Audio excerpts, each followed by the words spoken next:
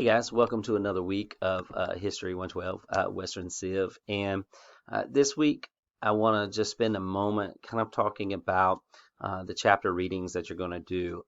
When we think about the Muslim empires or the Muslim empires, this is one of those that we could easily kind of say, yeah, I don't know if I'm really feeling that because we don't know much about it, right? It's one of those things that kind of gets overlooked by what some people would say were other important events in history, and I think that's dangerous. Because if we start singling out that this part of history is more important than this part of history, then we miss out on what history really is, which is the culmination of different things that make us unique, that make us who we are as a world, as a civilization. And especially this week, when you start looking at these three empires, a couple of things to notice.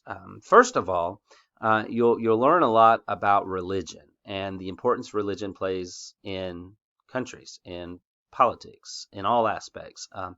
You'll come into contact with Sunni and Shiite Muslims, and we hear of Islam. When you think about the three major religions, you've got Christianity, Judaism, and Islam.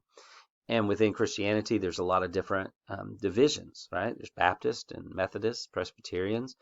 There's Mormons and Jehovah Witness. There's so many different ones. And then if you look at Judaism, you have Orthodox Jews. You have, mainstream Jews. There's a lot of different things. And even in Islam, there's different groups of Muslims, and recognizing those different groups and seeing them for who they are, especially in today's society, can really open up our eyes as to world politics. And especially as we get later on in our semester and we start looking at some of these aspects that take place in Iran, Iraq, Afghanistan, it is important to understand that not all Muslims are Muslims, that there's Sunni Muslims and Shiite Muslims, and just like there are Baptists and Methodists and Catholics who represent different things. The other thing that I find fascinating with this is the reminder that no matter how established you might think you are, how popular you are, or how well versed you are in architecture, exploration, wealth, whatever it is, if you're not careful from within, your civilization will implode. It will be destroyed. You will lose everything that you had. And you'll see that once again with these three empires as well. So don't overlook it. Don't rush through it, but kind of pay attention to some parallels in today's society. The other thing that I wanted to share with you is you're going to be beginning your assignment this week, which is going to be throughout the semester. And I'm going to pull it up right here. It's a research paper, and it's called World Civilizations 2 Important Person Paper. I'm not very creative with that, sorry. But what I want you to think about is through the study of our coursework, where we're going, I want you to identify someone that we have looked at, will look at. You can do this easily by just scanning through, page chapters in our text from, I think, chapter 14 all the way to the end, and just start looking around. Who are some people during this time period that you want to study? It might be somebody from recent. I mean, like right here, right now, it's important. But remember now, we're talking about world leaders, individuals from the world perspective. So we can't come into American politics or American history. It's got to be world. And you're going to not just give me a history of them. You're not writing a paper on them, but you are talking about why you feel that they are one of the most important people in all of history.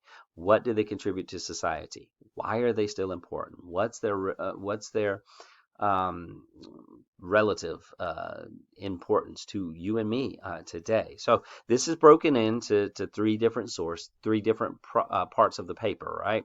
So the first part, which is due this week, is your preliminary proposal. What you're going to do is tell me who you selected and why. So if you come down to research project proposal, here's a description of what I'm looking for. You're not summarizing their life story.